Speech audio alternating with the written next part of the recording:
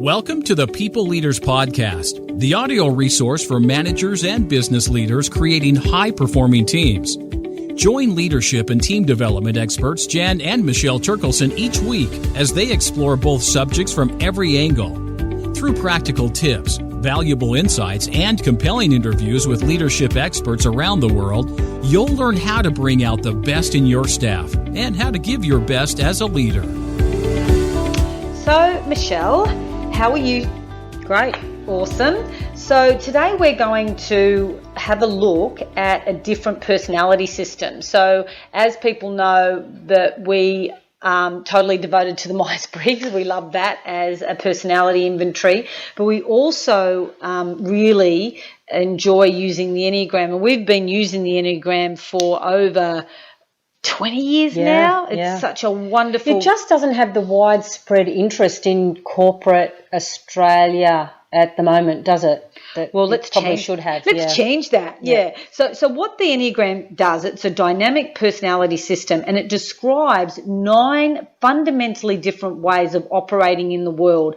And it really does reveal how our patterns of attention and focus create our core beliefs, our preoccupations, our behaviours, and our personalities. And there are so many benefits to understanding the Enneagram, aren't there, Michelle? You know, it'll help. Without a doubt. And what I love about the Enneagram is that it is deep. Like you could spend your whole career just focusing on the Enneagram in terms of the depth and richness of information that it has. Yeah, different levels. And we love it because we use it in our family. Yeah. You know, like we have pretty much every point on the Enneagram, don't we, in our family. Yeah. So, you know, what the Enneagram will help you better value yourself, you know, and others. It will actually help understand what motivates and satisfies different types, which is really important for a people leader. And it identifies your own pattern of attention, you know, so how it benefits you, how it limits you, and how you can move beyond those limitations. Oh, totally. And it shows you when you're at your best and when you are at your worst, and can give you some strategies on how to move towards being your best. So it is fully comprehensive. It's the real deal. It's fantastic. Yeah. So there are some great benefits of, you know, using the Enneagram. But Michelle, do you want to just tell us a little bit about the history? Yeah, it's sort of almost like a very mysterious history, the Enneagram. However, it's almost like it's a combination or a synthesis of all this ancient, you know, wisdom traditions. But the person who actually originally did put it together into the system that we know now as the Enneagram is a Bolivian-born person called Oscar Icazo. Do you want to spell that for us, Michelle? Yep. So Oscar and then Icazo, Ichazo. Right. And however, like the traditional Enneagram that he put together goes back to the 60s when he put it together. However, the philosophy behind the Enneagram draws on components from, you know, mystical Judaism, Christianity, Islam, Taoism, Buddhism, ancient Greeks, particularly the philosophers, you know, Socrates and Plato. So what does that mean? So he designed the Enneagram, but when he started fleshing out the whole, I suppose, the principles of it, he drew on different aspects. So, because what I've heard is that it was based on ancient Sufism, but it's because it's the 9-point star, and the history that I've read about it is that when you achieve nirvana or godlike state, you have been able to satisfy all those different points on the Enneagram and being able to display those at their absolute best. Yeah, and it's almost like when you are fully integrated, I suppose, then only the essence of your personality remains, because you have transcended your personality, because the whole idea is that you are more than just your personality. You are all. You are everything. You are everything. That's right. And so that's when you know you are fully integrated, I suppose, is when you're, and I love that expression, it's just you're you know, you can just sort of hint at the essence of your personality. It's almost like a whiff. It's not the thing that you are. Right. You are more than that. Beautiful. And if we could link to some of the Catholic if you think about Christianity, you know, the 7 deadly sins of, you know, sloth and gluttony. Yeah, they relate very, very closely. Oh, I know, don't they? I know. Because that's the thing. When we describe the Enneagram, there's an integrated type. So this is when you are fully integrated and at your best. Yep. And then there's the other type when you're not at your best. And so you can read those descriptions and go, oh, I'm going into disintegration. And we call them levels. Yeah. We call them levels in the Enneagram, don't we? Yeah, that's right. Yeah, that's great. Okay, so let's talk about those 9 different personality types. Then we're going to describe what those 9 styles look like when you're at work. Yeah, I think that's a great way to bring it to life, Jan. And then we'll finish off with giving you a little bit of an activity around the Enneagram. Ooh, we love an activity. All right, so let's have a look at the 9 different personality types. And the first one is the peacemaker. Ooh, that's number 9. So the peacemaker, is another way to describe that is the mediator. And they are number 9s and they sit at the top of the Enneagram circle. And 9s are like steady, they're balanced, and actually in their approach to work and to relationships, they seen as having very calming effect on people. And they don't like conflict? No, they don't. And they actually are really good at seeing all sides of the situation. And their challenge, though, is to stay focused on priorities and really to stick up for their own position, because what they can tend to do is to keep putting others first, you know, in their efforts not to and to avoid conflict. Right. Know all about this one, Jen. Yeah.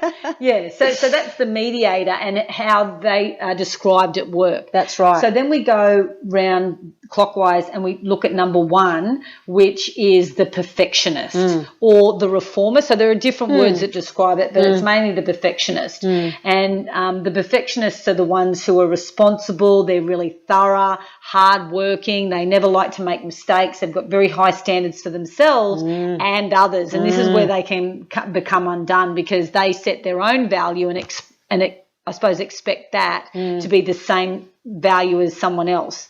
They know how to do things the right way, and they're quite their challenge is to really balance their critical thinking with acceptance and appreciation. So think about the way in which you talk to yourself and the way in which you talk to others. If you see a piece of information, do you have a look for flaws and holes first and express that? Yeah. Or do you show appreciation first?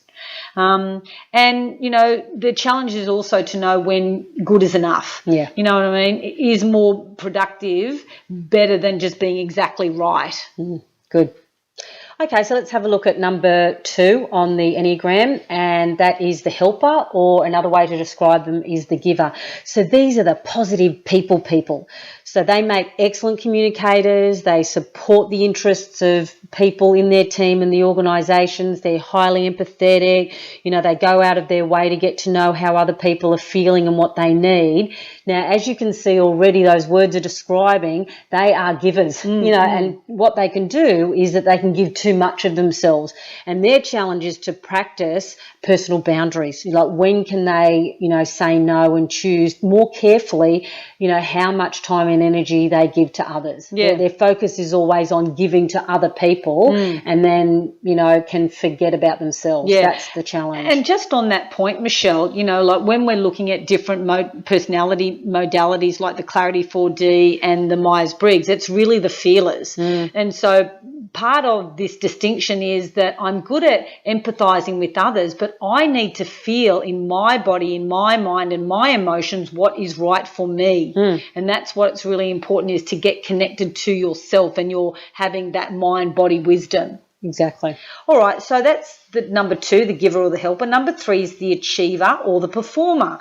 And these are the ones who have tremendous productivity. You know, they're really enthusiastic, highly motivated. They quickly move into action to accomplish, you know, results. So these are very action-oriented people, usually a little bit more extroverted. And their challenge is to take the time to listen to others, build good relationships, and develop more long-term strategies as opposed to initiating and being a little bit more tactical, which is what their tendency is. They also need to watch out for personal burnout, because these are the workaholics. The strivers. That's right. Got to achieve. And a lot about the performer is in that word. They like to look good, not look bad. That's right. Okay, so let's have a look at number 4, which is the romantic, and another way to describe them is as the individualist. And these can be seen as the sensitive types. They are, also, expressive and dramatic, and can be seen as self-absorbed and a little bit temperamental at times. And their focus is all about authenticity of themselves, and seeing, authenticity in other people, and finding meaning and looking at the aesthetics of people. So you find a lot of artists actually and creative types in as the romantics and the individuals.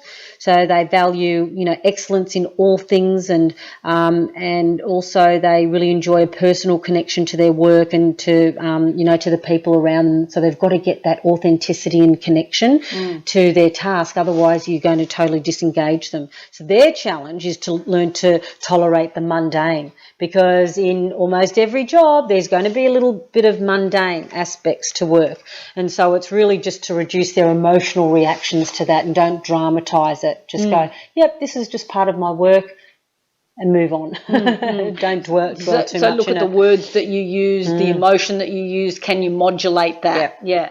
All right, so the next one is the observer. That's number 5 on the Enneagram. And the observer is, or the 5s that we call it, are excellent thinkers, and they're very good at strategy. They like to develop technical expertise, and they accumulate knowledge. Another word is the investigator. They're intense, they're quite cerebral, perceptive, innovative, and sometimes secretive and isolated. And I'm actually married to an investigator.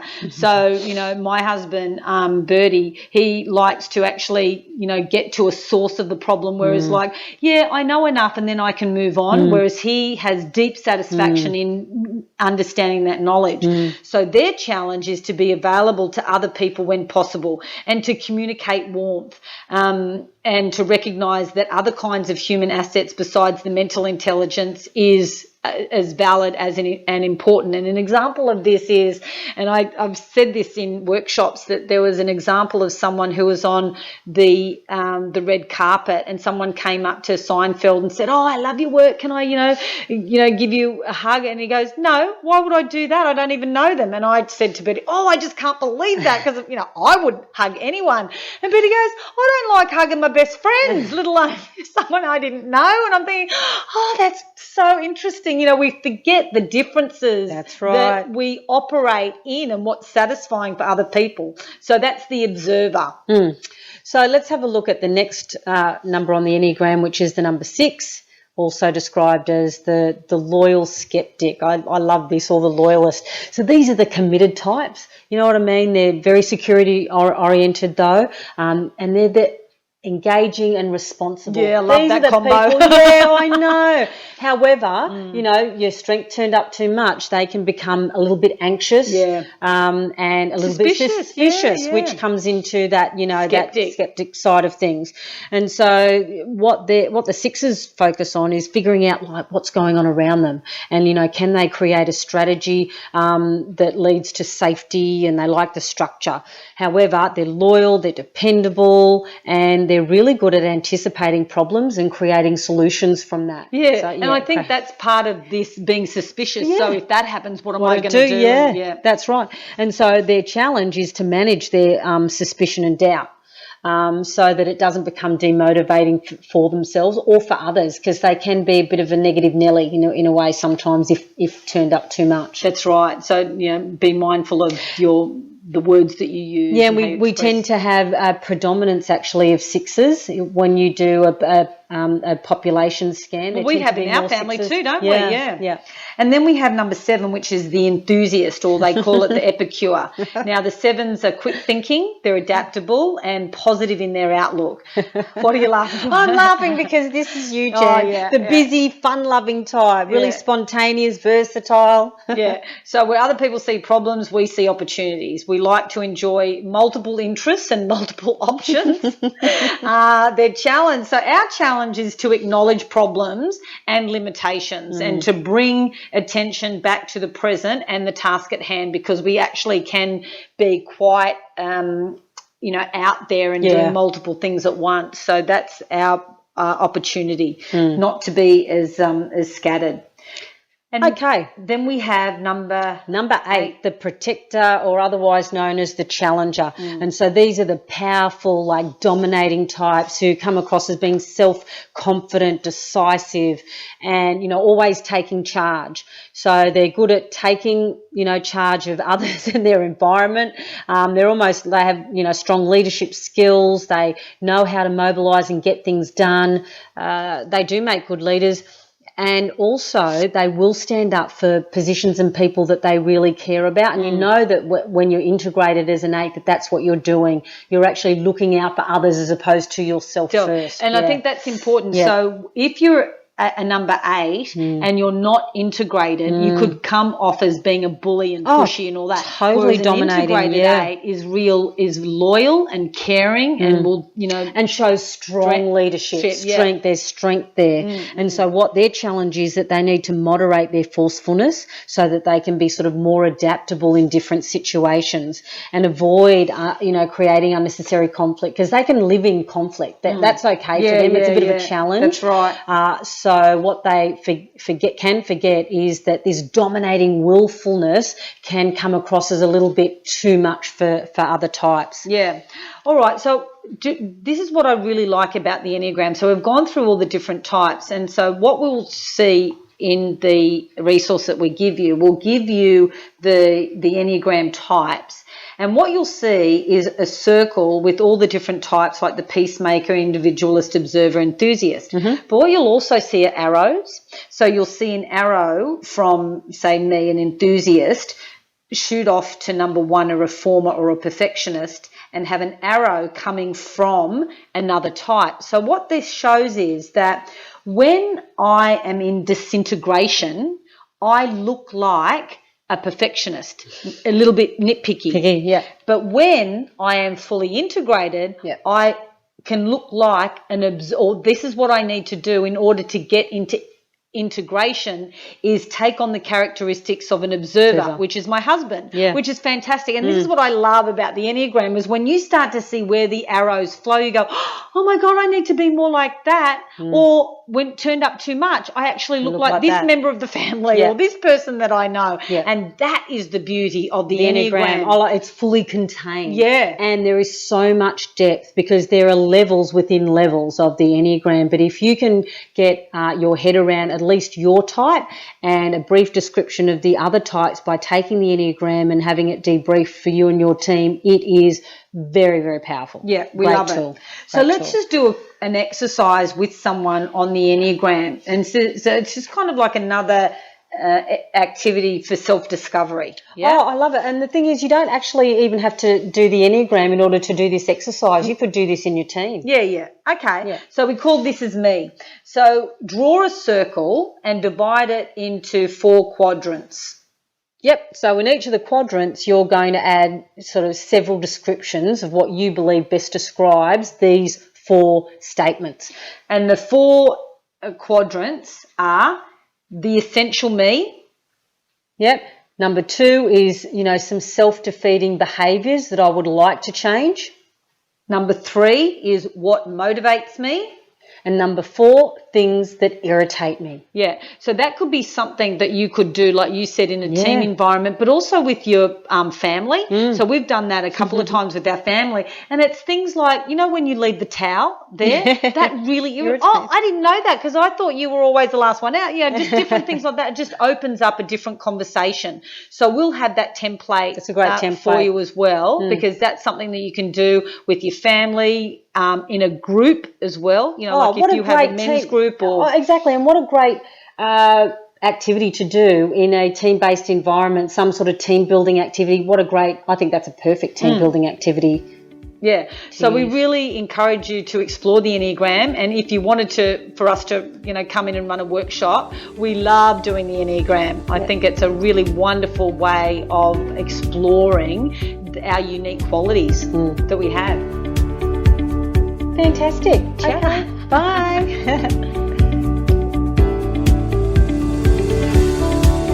We hope you enjoyed today's episode of the People Leaders Podcast. For show notes and other resources, please visit us at peopleleaderspodcast.com. And while you're there, you can subscribe for future episodes so you can continue your own leadership journey. And please be sure to share this and other episodes with your friends and colleagues. The People Leaders Podcast is brought to you by the Experts on Air Podcast Network.